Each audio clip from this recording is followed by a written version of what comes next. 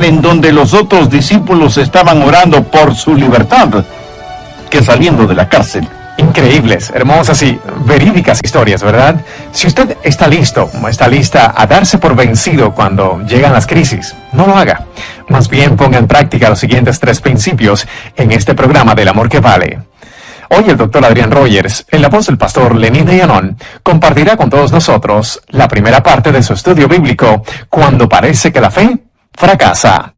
Por favor, en sus Biblias, en el Nuevo Testamento, busque el libro de Hebreos, capítulo 11. Recuerde que estamos hablando de la fe en esta serie de mensajes sobre los campeones de la fe. Usted no puede vivir la vida cristiana sin tener fe. Y la Biblia dice claramente que vivimos por fe. Pablo, cuando les escribió a los creyentes en Roma, les dijo, mas el justo por la fe vivirá. El mismo Señor Jesucristo dijo que de acuerdo a nuestra fe nos será hecho. Y el escritor de Hebreos asegura que sin fe es imposible agradar a Dios. Así que no solo necesitamos poseer fe, sino que necesitamos una fe que nos posea a nosotros. Pero, ¿qué sucede algunas veces cuando parece que la fe fracasa? Por ejemplo, supongamos que vamos a tener un programa al aire libre y oramos para que Dios nos dé un hermoso día y no hemos ni terminado de orar cuando cae una fuerte lluvia. ¿Le ha sucedido eso alguna vez? Las jovencitas oran, Señor, quiero casarme con fulano de tal. Te pido que me lo des por esposo. Y aunque esa oración es honesta, él termina casándose con la mejor amiga de ella. O hablando de algo más serio, a veces usted tiene una persona amada que está muy enferma. Puede ser su cónyuge, o sus hijos, o sus padres, o sus abuelos. Y usted pide sinceramente a Dios por la salud de esa persona, pero no se ve ninguna mejoría. Antes, por el contrario, cada día va empeorando su situación de salud hasta que finalmente esa persona muere. Y tratamos de creer, tratamos de confiar, pero pareciera que la fe ha fallado. Y estamos listos a tirar la toalla y decimos, ¿para qué insistir? Esto no sirve para nada. ¿Ha experimentado usted alguna vez una situación así? ¿No? Bueno, mi amigo, no se preocupe, ya le llegará su turno. Llegará el momento cuando la respuesta no sea exactamente la que esperábamos. Algunas veces las pruebas, las tentaciones, las tribulaciones, los desengaños, las lágrimas, los temores llegan y parece que la fe no sirve para evitarlos. Ahora, escúcheme con atención. El capítulo 11 de Hebreos fue escrito precisamente para aquellos que estaban listos a dejarlo todo, a darse por vencidos, a tirar la toalla. Muchos habían estado sirviendo al Señor y habían sido perseguidos en gran manera, y ellos tuvieron que aprender a aguantar. Hebreos 11 es un capítulo que pone de relieve las increíbles victorias de la fe. Busque Hebreos 11:32. ¿Y qué más digo? Porque el tiempo me faltaría contando de Gedeón, de Barak, de Sansón, de Jefté, así como de Samuel y de los profetas. Ahora, ponga atención a lo que dicen los siguientes versículos. Que por fe conquistaron reinos, hicieron justicia, alcanzaron promesas, taparon bocas de leones, apagaron fuegos impetuosos, evitaron filo de espada, sacaron fuerzas de debilidad, se hicieron fuertes en batallas, pusieron en fuga ejércitos extranjeros. Las mujeres recibieron sus muertos mediante resurrección. Y si esta lista terminara aquí, creo que todos diríamos, esa es la clase de vida que quiero tener. Pero los siguientes versículos ni siquiera los consideramos. Escuche, mas otros fueron atormentados, no aceptando el rescate, a fin de obtener mejor resurrección. Otros experimentaron vituperios y azotes. Y a más de esto, prisiones y cárceles. Fueron apedreados, aserrados, puestos a prueba, muertos a filo de espada, anduvieron de allá para acá cubiertos de pieles de ovejas y de cabras, pobres, angustiados, maltratados, de los cuales el mundo no era digno, errando por los desiertos, por los montes, por las cuevas y por las cavernas de la tierra. Y alguien estará pensando, bueno, algo debió estar mal con ellos. Seguramente no tuvieron fe. No, mi amigo, nada de eso. Mire lo que dice el verso 39. Y todos estos, aunque alcanzaron buen testimonio mediante la fe, no recibieron lo prometido. Es como si Dios dijera que recibieron calificación de 10 sobre 10. ¿Cómo lo lograron? Por fe. ¿Lograron escapar de todas esas tribulaciones? No, pero aprendieron a soportarlas. Algunos escaparon, otros aguantaron por fe, pero todos tuvieron fe, aunque algunas veces parece que la fe fracasa. Quiero compartir con usted 3 cosas para que tenga una fe madura. Mucha gente tiene una fe superficial y supersticiosa, en vez de tener una fe espiritual fuerte y bíblica. Así que si usted está listo o lista a darse por vencido cuando llegan las crisis, no lo haga. Más bien ponga atención y ponga en práctica los siguientes 3 principios. Primero, una fe madura cree en el poder sobrenatural de Dios. Eso sencillamente significa que si Dios no lo hace, no es porque no pueda hacerlo. Hebreos 11, los versos del 32 al 35, es una lista de las cosas sobrenaturales efectuadas por Dios. Y muchas de esas historias bíblicas las conocemos desde niños. Por ejemplo, Daniel en el pozo de los leones. ¿Lo recuerda? Le dijeron a Daniel que no orara a su Dios, pero él lo siguió haciendo y terminó siendo lanzado al pozo de los leones. Pero Dios les quitó el apetito a los leones, y más bien la melena de los leones le sirvieron de suave almohada a Daniel. Pero esto no es un cuento de hadas, son historias verídicas. ¿Y qué de Sadrach, Mesach y Abednego? Les dijeron que debían adorar a un ídolo pagano, o que los echarían en un horno ardiendo. Ellos se negaron a adorar al ídolo, y los echaron al fuego. Ellos no claudicaron, ellos no se arrodillaron, y ellos no se quemaron. Y cuando el rey miró el horno, dijo, pensé que habíamos echado 3 hombres al fuego, pero veo a 4. Y el cuarto es semejante a hijo de los dioses. Era Jesús que estuvo con esos 3 jóvenes, y cuando salieron del horno, dice la Biblia, sus ropas no tenían ni siquiera el olor del humo, y ni uno solo de sus cabellos se había quemado. ¡Cuán poderoso es el Dios a quien servimos! Tal vez la historia bíblica más famosa, la más conocida, es la historia de David y Goliat. Goliat tenía casi 3 metros de estatura, y todo el mundo le tenía miedo, menos David. David era un joven pastor. Y mientras todos pensaban que Goliat era demasiado grande como para atacarlo, David pensaba que era demasiado grande como para no dar en el blanco.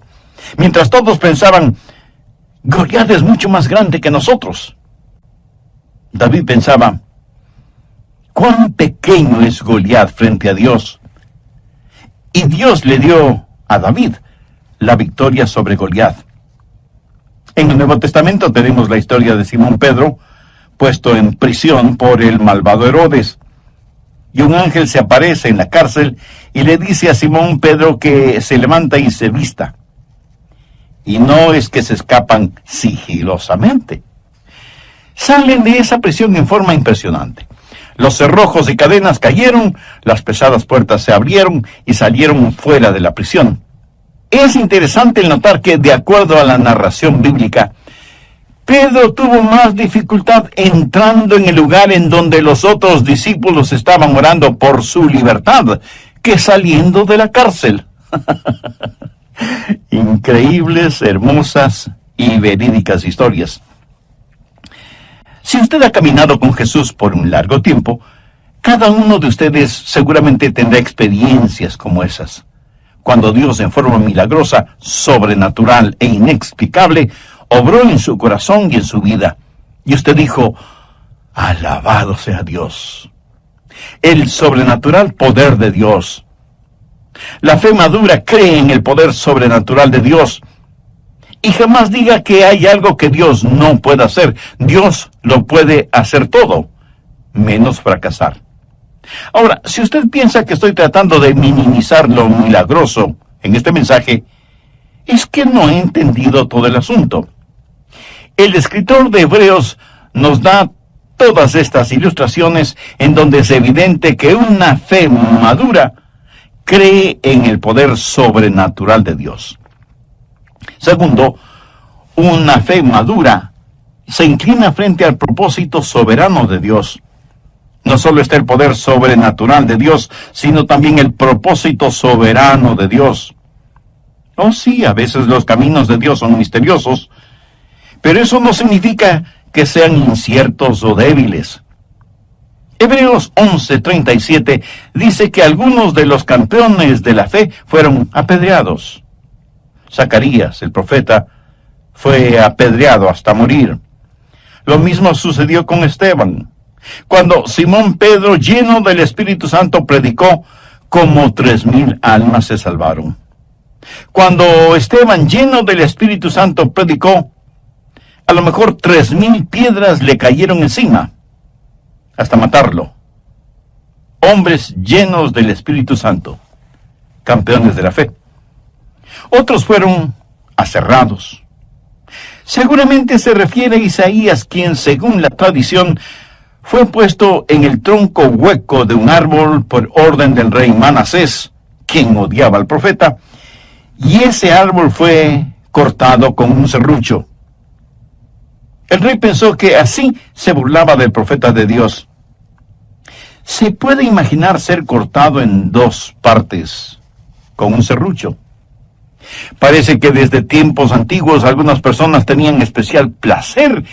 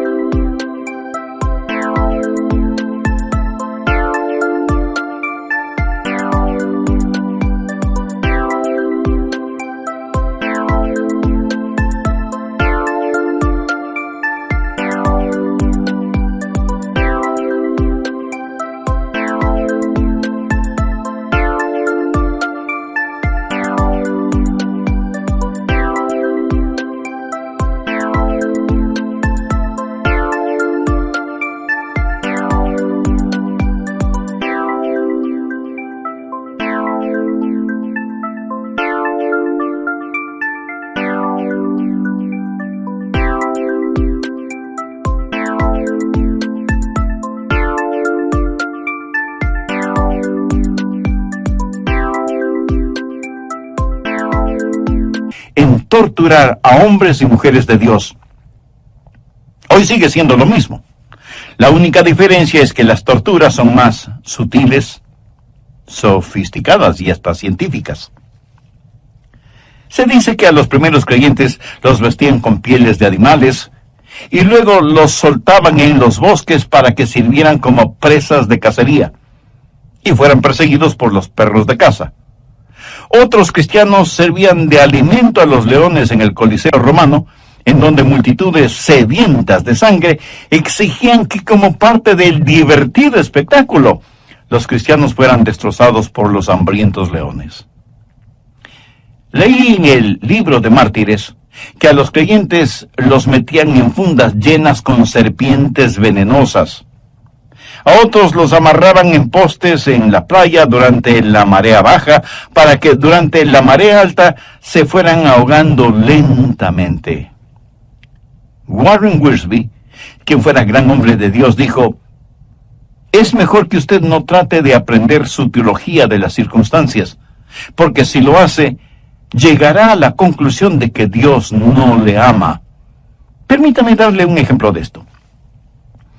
En Juan 11:5 leemos: llamaba a Jesús a María, a su hermana y a Lázaro. Y la Biblia dice que Lázaro se enfermó y murió. Y Juan 11, los versos 14-15, dicen lo siguiente: entonces Jesús les dijo claramente: Lázaro ha muerto, y me alegro por vosotros. Pero ¿cómo puede ser eso? En el verso 5 se nos dice que Jesús amaba a Marta, María y Lázaro. Y en el verso 15 dice que Jesús se alegró de la muerte de Lázaro.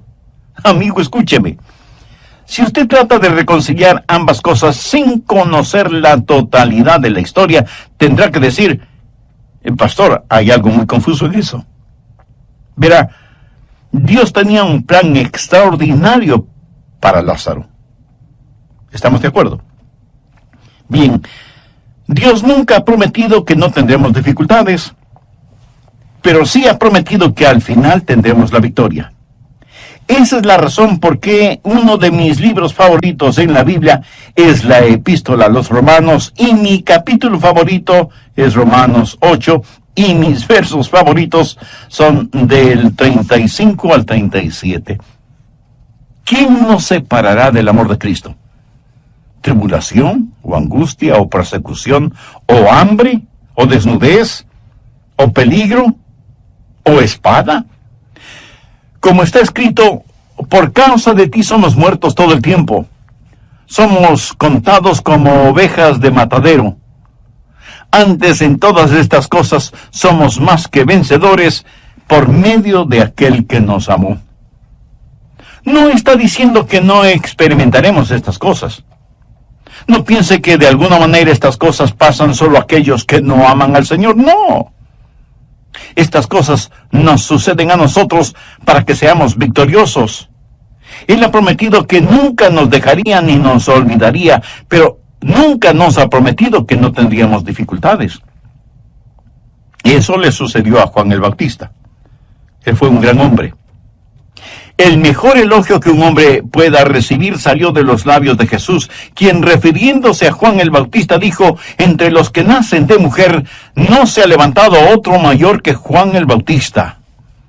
Y sin embargo, Juan el Bautista tuvo sus momentos de dudas. Estuvo listo a renunciar, a tirar la toalla. ¿Por qué? Bueno, él había estado predicando junto al río Jordán, predicaba el arrepentimiento, y aunque comía miel, no predicaba dulzuras. Pedía a la gente que viniera a Dios. Era el heraldo de Jesucristo, predicando al aire libre, llamando al pecado, pecado. Y por eso lo metieron en la cárcel. Se puede imaginar a este profeta que amaba el aire libre, encerrado en un frío y fétido calabozo. Y pronto le cortarían la cabeza. Él había estado predicando de un Cristo victorioso, de uno que bautizaría con el Espíritu Santo y fuego, del Mesías prometido. Y ahora Juan se encuentra encarcelado y tiene dudas. Y piensa: si Jesús puede sanar a los enfermos y resucitar a los muertos, ¿por qué no me saca de esta prisión? Y envía algunos mensajeros a Jesús para que le pregunten si él era en verdad el Mesías, o debían esperar a otra persona. Déjeme decirle algo muy importante ahora mismo. Nunca confunde el momento con el hombre. Juan el Bautista tuvo su momento de duda. Ahora escuche lo que Jesús le mandó a decir como respuesta a su inquietud, tal y como lo encontramos en Mateo 11, los versos del 4 al 6. Respondiendo Jesús les dijo: id y haced saber a Juan las cosas que oís y veis. Los ciegos ven, los cojos andan, los leprosos son limpiados, los sordos oyen, los muertos son resucitados, y a los pobres es anunciado el Evangelio. Y bienaventurado es el que no halle tropiezo en mí. ¿Alguna vez usted ha tenido dudas acerca de su relación con Jesús? ¿O usted todavía no tiene una relación espiritual e íntima con Él?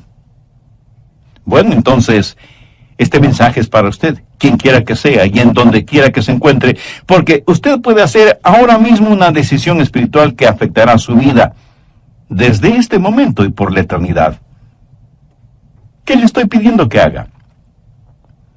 Que con sus propias palabras ore a Dios, converse con Él, porque Él no solo es su Padre Celestial, sino que también es su amigo. Y al orar, todo lo que diga, dígalo con fe, creyendo y confiando. La oración que voy a decir es solo para que le sirva de modelo, de guía. Dios eterno, en realidad no estoy acostumbrado a conversar contigo, y pido tengas la bondad de escucharme. Sé que soy pecador, y que mis pecados merecen tu justo juicio, pero vengo a ti buscando gracia y misericordia, por los méritos de tu amado Hijo Jesucristo. Señor Jesús, tu amor por mí lo demostraste en la cruz del Calvario, al morir para pagar la deuda de mis culpas y pecados. Sinceramente me arrepiento de mis pecados, y con fe como la de un niño, te pido que vengas a morar en mi vida. Te recibo como mi Salvador y mi Señor, para que obres en mí de acuerdo a los designios de tu divina voluntad. Bienvenidos a otro programa de El Amor que Vale. Hoy el doctor Adrián Rogers, en la voz del pastor Lenín de Llanón, nos presenta la segunda parte de su estudio bíblico, Cuando parece que la fe fracasa. Si usted ha orado y le ha pedido a Dios un milagro para usted, y Él no se lo ha otorgado, no es porque Dios no pueda hacerlo, o porque Él tenga limitaciones, o porque no le ame. Y no se enoje con Dios, ni se sienta ofendido.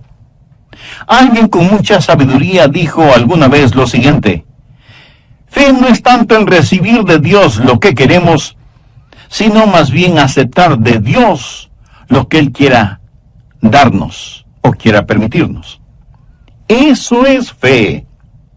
En caso de que no suceda, usted necesita tener en su fe una cláusula que diga: si no lo recibe, agradézcale a Dios, porque Él sabe mucho mejor que usted lo que le conviene. ¿Se acuerda de la historia de Sadrach, Mesach y Abednego? El rey les dijo: si ustedes no se arrodillan delante de la imagen, serán lanzados al horno de fuego. ¿Qué me responden? Y la respuesta de ellos la encontramos en Daniel capítulo 3, los versos 16 al 18. Sadrach, Mesach y Abednego respondieron al rey Nabucodonosor, diciendo: no es necesario que te respondamos sobre este asunto. He aquí nuestro Dios, a quien servimos, puede librarnos del horno de fuego ardiendo, y de tu mano, oh rey, nos librará. Y si no, sepas, oh rey, que no serviremos a tus dioses, ni tampoco adoraremos la estatua que has levantado. Y si las palabras "y si no", con que empieza el verso 18, no están subrayadas en su Biblia, deberían estarlo.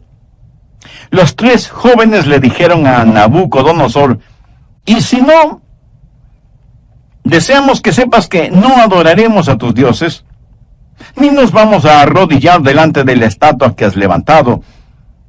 Nuestro Dios tiene poder para librarnos, y Él lo hará. Pero si no lo hace, no es porque esté incapacitado para hacerlo. Pero ni aun así, nosotros adoraremos tu imagen pagana. Esos jóvenes tenían una fe sólida. No tuvieron necesidad de algunas reuniones para decidir qué hacer. Tenían una fe segura, tan segura, que ni aun ante la amenaza de que serían quemados en el fuego, cambiaron de manera de pensar. El mensaje de ellos al rey fue: Dios es capaz. Pero sabemos que si Él no lo hace, eso de ninguna manera cambiará nuestra convicción y nuestra fidelidad hacia Él. Veamos otro ejemplo. Cuando el malvado rey Herodes puso a Simón Pedro en prisión, todos pensaron que él lo mataría, como mató a Santiago. Pero Dios, en forma milagrosa, liberó a Pedro de la prisión. Y surge una pregunta muy lógica. ¿Por qué Dios permitió que Herodes matara a Santiago, pero no a Simón Pedro? Santiago fue malo y Pedro fue bueno. ¿Amaba Dios más a Pedro que a Santiago? Por si no lo ha descubierto todavía, permítame decirle algo al respecto. Dios tiene un soberano propósito en la vida. La verdadera pregunta es, ¿está usted dejando que Dios sea Dios? ¿Está usted listo a poner, y si no es así, en su cláusula de fe, si es necesario? Después de todo, nada disminuye el sobrenatural poder de Dios. Y alguien me dirá, pastor, yo quiero tener fe para escapar de los problemas. Bueno, espero que la tenga. Pero si no es así, ¿tiene fe para soportar las pruebas? Deseo que usted tenga una fe que sane, pero si no es así, ¿seguiría alabando y adorando a Dios aún estando enfermo? Podría decir como Job, aunque Él me matare, en Él esperaré. ¿Podría usted decir lo que dijo el profeta Habacuc? Aunque la higuera no florezca, ni en las vides haya frutos, aunque falte el producto del olivo, y los labradores no den mantenimiento, y las ovejas sean quitadas de la majada, y no haya vacas en los corrales, con todo yo me alegraré en Jehová, y me gozaré en el Dios de mi salvación. Tercero, la fe madura se basa en las establecidas promesas de Dios. Cada una de las promesas de Dios son ciertísimas en el Señor Jesucristo. Note lo que dice Hebreos 11, los versos 39 y 40. Y todos estos, aunque alcanzaron buen testimonio mediante la fe, no recibieron lo prometido, proveyendo Dios alguna cosa mejor para nosotros, para que no fuesen ellos perfeccionados aparte de nosotros. ¿Qué significa eso en español simple? Que Dios tiene un maravilloso plan y que Él está trabajando en ese plan. E incluye no solo los santos del Antiguo Testamento y los primeros creyentes del Nuevo Testamento, sino que nos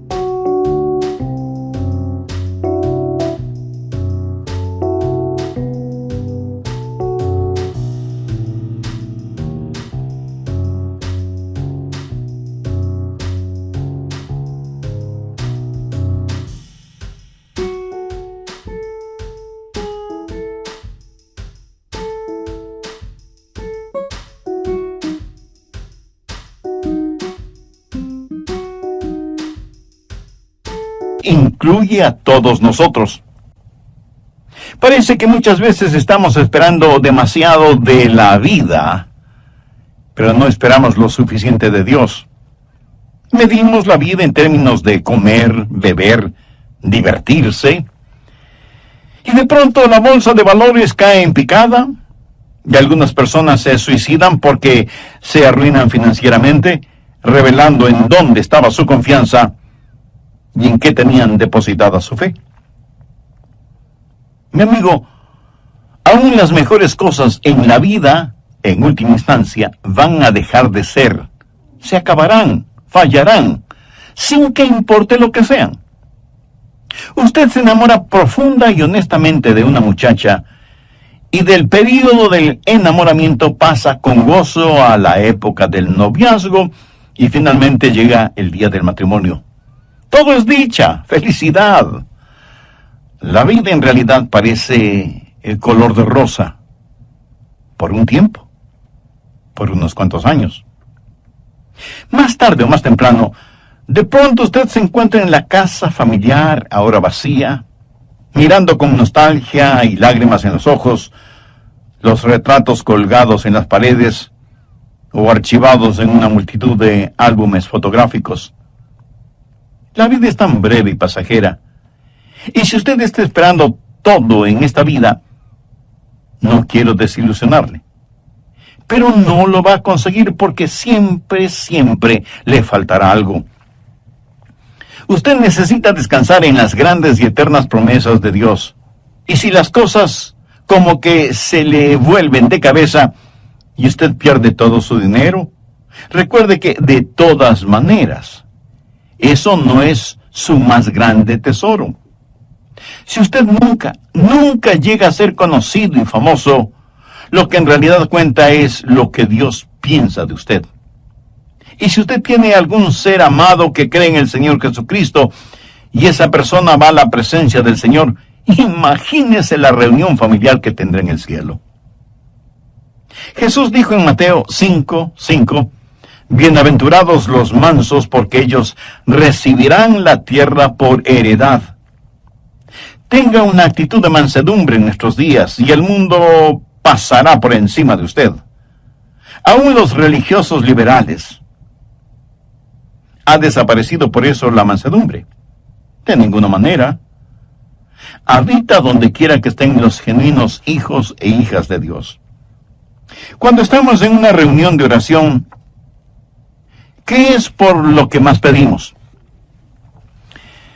Pedimos más por nuestras necesidades personales y nos sentimos muy piadosos si oramos por los enfermos, propios y ajenos. ¿Cuánto y cuándo en realidad oramos por las almas perdidas? Parece que tenemos más interés en mantener a los santos en el cielo que ayudar a los pecadores a que no se vayan al infierno. En Juan 17, verso 24, encontramos estas extraordinarias palabras de Jesús. Padre, aquellos que me has dado quiero que donde yo estoy, también ellos estén conmigo, para que vean mi gloria que me has dado. La iglesia es la novia de Cristo. ¿No cree usted que el novio quiere tener con él a su novia? Pablo, escribiendo a los filipenses, les confesó, porque para mí el vivir es Cristo y el morir es ganancia. A veces nosotros ponemos las cosas al revés. A veces la gente mira alrededor y dice, esa iglesia se está derrumbando. Y no se refieren a los daños físicos en el edificio, sino a su testimonio espiritual. Pero claro, muchos ignoran las palabras de Jesús. Edificaré mi iglesia y las puertas del Hades no prevalecerán contra ella. Amén. La genuina iglesia del Señor Jesucristo no está muerta, porque las promesas de Dios son ciertas. He hablado del sobrenatural poder de Dios, del soberano propósito de Dios y de las seguras promesas de Dios. Antes de finalizar, quiero leer una carta que nos envió una hermana en Cristo que escucha este programa radial. Ella recibió esta carta como herencia. Es una de las más conmovedoras y punzantes cartas que he recibido. Dice así: ¿por qué sigo a Cristo? Yo no he visto clara evidencia estadística de que menos creyentes mueran de cáncer en relación con los no creyentes, o que estén inmunizados de una mejor manera contra las enfermedades que afectan a la humanidad. Algunas de las personas más bondadosas y desinteresadas que conozco han sido personas con mala salud. Y el hecho de que sean cristianas no ha sido una protección contra las enfermedades. Por lo tanto, yo no seguiré a Cristo por promesas de buena salud, aunque tampoco voy a discutir o a negar, pero no voy a seguir a Cristo por una prometida sanidad física. No he visto ninguna evidencia de que los creyentes escapen de los desastres y accidentes más que los no creyentes. He ayudado a queridos amigos a limpiar el lodo de sus muebles, cajones y electrodomésticos después de desastrosas inundaciones. Recuerdo haber llevado ropa a una viuda con 5 hijos, después de que su casa fue reducida a cenizas por un incendio. Una bala perdida no cambia de rumbo frente a un creyente. Por lo tanto, no seguiré a Cristo por una prometida protección contra los desastres. No me burlaré de increíbles rescates, ni negaré que la providencia ha obrado y continuará obrando por el bien de los hijos de Dios, pero no seguiré a Cristo solo por buscar protección contra accidentes y catástrofes. No veo que los cristianos sean especialmente favorecidos con riqueza y prosperidad. Hemos visto cómo los ricos oprimen a los pobres, y la justicia de ninguna manera es perfecta en este mundo. El salmista dijo: no he visto justo desamparado, ni su descendencia que mendigue pan. Y en las más profundas necesidades de esta vida eso es verdad. Pero todos conocemos o hemos visto a gente de integridad que no prospera. Por lo tanto, no seguiré a Cristo por la promesa de verme libre de necesidades materiales o por la esperanza de afluencia financiera. No estoy seguro de que los cristianos tengan fuertes personalidades o padezcan menos neurosis que los no cristianos.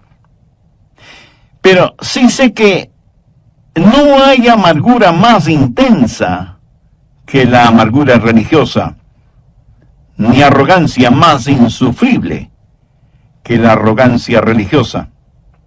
He visto a creyentes sufrir incapacidades mentales y emocionales, y aunque pueda parecer herético, no estoy seguro que yo estaría gozoso de vivir en la misma casa con los apóstoles Pedro o Pablo. Dios quiere que la mente de Cristo sea formada en nosotros, y no tengo ninguna duda que las actitudes y acciones cristianas serán mejoradas por la clase de cristianismo que cada uno practica, pero no seguiré a Cristo por una promesa de tener una personalidad encantadora o en busca de popularidad. ¿Por qué entonces sigo a Cristo? ¿Por qué ser un discípulo de Jesús cuando eso puede complicarnos la vida tal y como Él mismo lo advirtió? Yo le sigo por una sencilla razón. En Jesús vemos el rostro de Dios. Él es la verdad, la eterna verdad, Dios encarnado. Sé que por su muerte, vida y resurrección, soy reconciliado con Dios, el dador de la vida. Estoy seguro que nada puede separarnos del amor de Dios. Él tiene todo el poder y confío en Él y sus promesas. A Él le ofrezco mi vida, saludable o enferma, joven o llena de años. Eso no importa. Jesús es la única cosa cierta en un mundo totalmente incierto y debe ser adorado. No para que algo me pase o algo suceda en el mundo, sino porque Él es Dios y por medio de Él está reconciliando al mundo con Dios y con Él mismo. Él me salvó y es mi justificación. Es el imán que todo lo sostiene. El adorar al Dios de nuestra salvación, el ofrecerle sacrificios de alabanza y de gratitud, esa debe ser nuestra única vocación. Y le ofrecemos nuestras vidas a Dios no para ser saludables, ricos o sabios, ni siquiera para tener la fortaleza para realizar grandes cosas por Él, sino porque únicamente Él tiene derecho sobre nosotros. Dios no es una circunstancia hacia un fin. ¡Qué carta más extraordinaria! ¿No le parece? Fue escrita por John Hutchinson Jr. en 1981 y una de sus herederas me la hizo llegar a mí. Es una de las cosas más profundas que he leído y que se relaciona con la realidad de cuando nuestra fe fracasa. ¿No será que está esperando de su fe algo que Dios nunca en realidad determinó que tuviera? La verdadera fe es centrar nuestras vidas en Dios Todopoderoso. La fe madura cree en el sobrenatural poder de Dios. La fe madura se arrodilla ante el soberano propósito de Dios. La fe se basa en las seguras promesas de Dios. Y una de esas grandes promesas es: cree en el Señor Jesucristo y será salvo. Si usted no está seguro de su salvación, pero desea estarlo, la Biblia dice: hoy es el tiempo de salvación, o sea, este momento, este instante. Ore conmigo, por favor, de la siguiente manera. Querido Dios, reconozco mi condición de pecador y mi necesidad de tu perdón y salvación. Este momento abro mi corazón y te recibo como mi Salvador y mi Señor. Estoy profundamente arrepentido de mis pecados y por fe confío en ti. Y pongo toda mi vida en tus manos para que me hagas la clase de persona que tú quieres que yo sea. Y con la nueva vida que me das, ayúdame a honrarte y a glorificarte. Gracias por amarme, por perdonarme, por limpiarme, por salvarme. Ayúdame para que nunca me avergüence de ti y para que nunca yo sea una vergüenza para ti, para tu bendita palabra. Lo pido en tu santo nombre.